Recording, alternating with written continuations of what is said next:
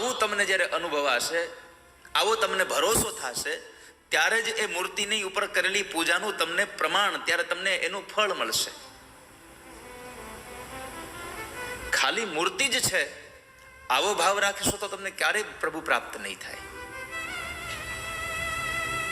જો આ મૂર્તિ જ હોય, અહીંયા આગળ જે ઠાકોરજી બિરાજે છે એનું નામ છે પ્રીતમ પ્યારા, આનું નામ પ્રીતમ પ્યારા છે. તો આ મૂર્તિ જ હોય ખાલી, તો શું કામ આને જમાડવા જોઈએ? અને થાળ શું કામ ધરવો જોઈએ? અને શું કામ એને સરસ મજાના એ ગાદી બિછામાં એને ગાદીની અંદર બિછાવીને બધું જ કરીને ભગવાનને શું કામ પોઢાડવા જોઈએ? જો ખાલી મૂર્તિ જ છે તો.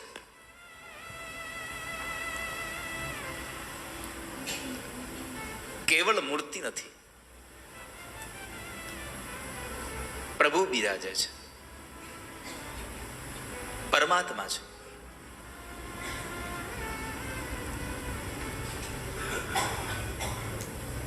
એકવાર એક માણસ ભગવાનની પૂજા કરતો હતો.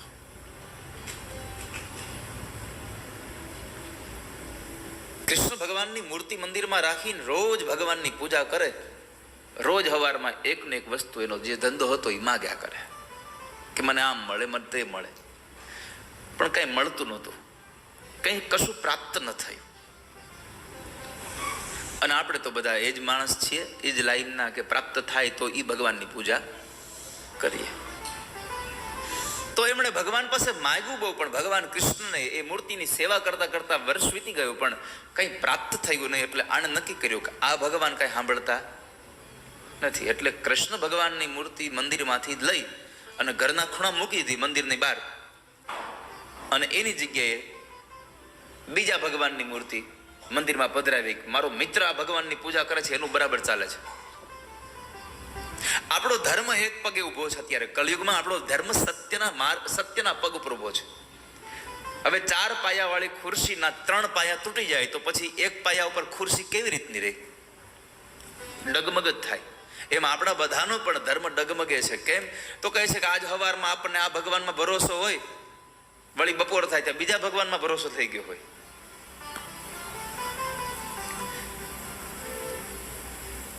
પરમાત્માની કૃપાનો પ્રસાદ પ્રાપ્ત કરવો હોય તો તમે એકલા નહીં, તમે તમારા સંતાનના સંતાનો પણ એ જ ભગવાનમાં શ્રદ્ધા ધરાવે તો કદાચ તમને એ પ્રભુના પ્રસાદની પ્રાપ્તિ થાય,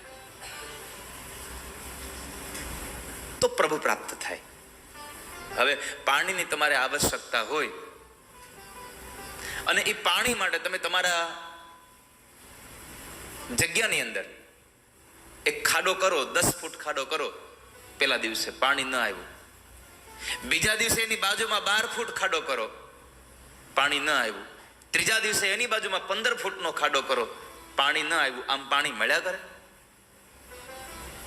આવું તો તમે ગમે તેટલી વાર તમે આવું કરશો પણ પાણી નહીં મળે. પણ એની જ વસ્તુ તમે જો એક જ ખાડાની અંદર ઊંડે સુધી તમે ખોદતા ગયા હોત તો પાણી પ્રાપ્ત થાય. એમ જે ભગવાનને પકડો એમાં તમારી પેઢીઓ દર પેઢી સુધી જો ભગવાનને પકડી રાખે તો ઠાકોરજીની પૂજાનું ફળ પ્રાપ્ત થાય.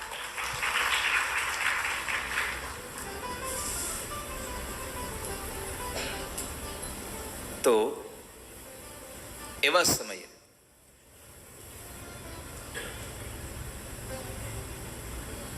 પેલો માણસ ભગવાન કૃષ્ણની મૂર્તિ મંદિરની બહાર મૂકી દે, બીજા ભગવાનની મૂર્તિ ત્યાં પધરાવી, એની પૂજા કરવા લાગ્યો. એમાં સાંભળજો વાલા વૈષ્ણવો, એક દિવસ ભગવાનની મૂર્તિની પૂજા કરતો હતો ને એમાં બરાબર અગરબત્તી પેટાવી, ભગવાનને અગરબત્તી કરતો હતો અને સરસ મજાની ધૂપવાળી અગરબત્તી મોંઘી લઈ આવેલો. એમાં બરાબર એની નજર ગઈ કે અગરબત્તીનો પેલો ધુમાડો કૃષ્ણ ભગવાનની મૂર્તિ બાજુ જતો હતો. તો એટલો ક્રોધે ભરાણો કે આટલી મારી સરસ અગરબત્તીની સુગંધ મફતમાં તમારે લેવી છે? કામ કરવું નથી. ગુસ્સો આવ્યો, અગરબત્તી નીચે મૂકી મંદિરના એક ખાનામાંથી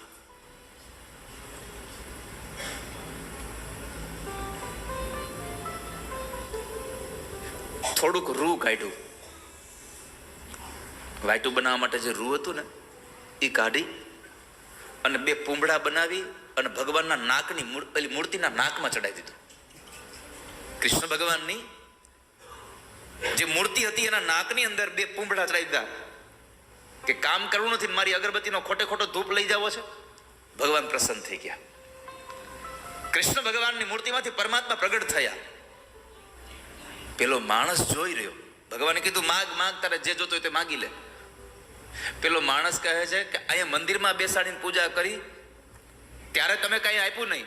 આ બાજુમાં બેહારે નાકમાં રૂ ભરાયું, તરત બહાર આવ્યા. ભગવાન કે એટલે જ બહાર આવ્યો. કેમ? તો કહે છે મંદિરમાં બેસાડ્યો તો ત્યારે સુધી તારા મનમાં ક્યારેય થયું નહોતું કે આ મૂર્તિમાં ભગવાન છે, પણ અહીંયા બાજુમાં બેસાડ્યા પથ્થરને થયું કે આ પથ્થરની મૂર્તિ પણ મારી અગરબત્તીની સુગંધ લઈ રહ્યું છે, તને મારામાં ચેતન લાગ્યું એટલા માટે આજ પ્રગટ થયો. એમ તમને મૂર્તિમાં ભગવાન છે આવું જ્યારે તમને થવા લાગશે ત્યારે પરમાત્મા તમને પ્રાપ્ત થશે.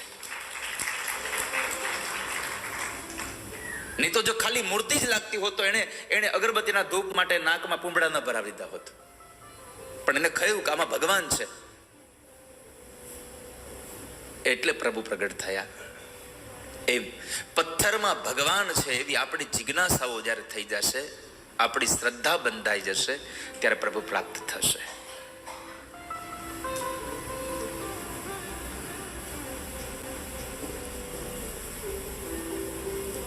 ત્યારે પરમાત્મા પ્રગટ થાય.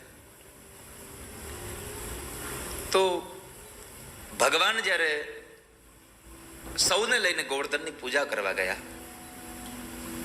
એ ગોવર્ધનની પૂજામાં પરમાત્માને પંચામૃતથી સ્નાન કરાવ્યું, ભગવાનને ચંદન કર્યું, ભગવાનને ઉપવસ્ત્ર આપ્યા, ભગવાનને ભોગ લગાવ્યો. ગોવાળિયાઓની શ્રદ્ધા ન તૂટી જાય એટલા માટે ગોવર્ધન લીલામાં ભગવાને લીલા કરી છે બીજી એક. પ્રભુ 2 સ્વરૂપ પ્રગટ થયા.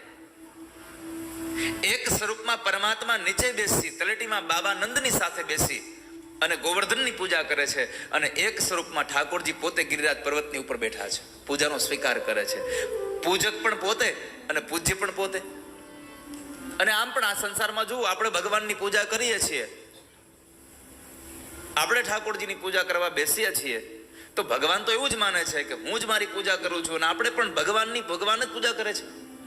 આપણી બધાની યાત્રા અહમ બ્રહ્માસ્મિથી, આપણે બધાની યાત્રા તત્ત્વમસીથી અહમ બ્રહ્માસ્મિ, હું એનાથી છું, હું એનો છું અને હું ઈ જ છું, આવી આપણી યાત્રા છે.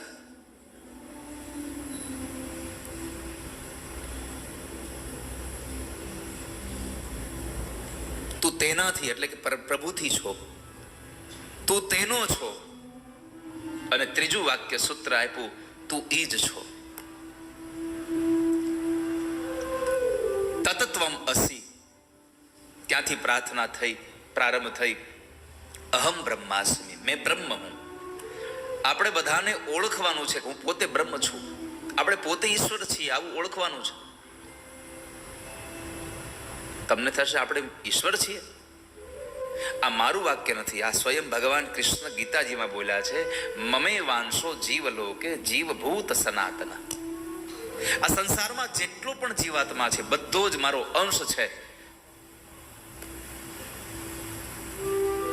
પ્રભુનો અંશ છીએ આપણે સૌ.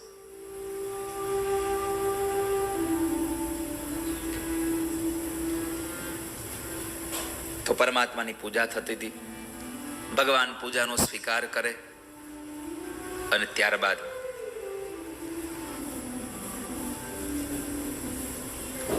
ઇન્દ્રને ખબર પડી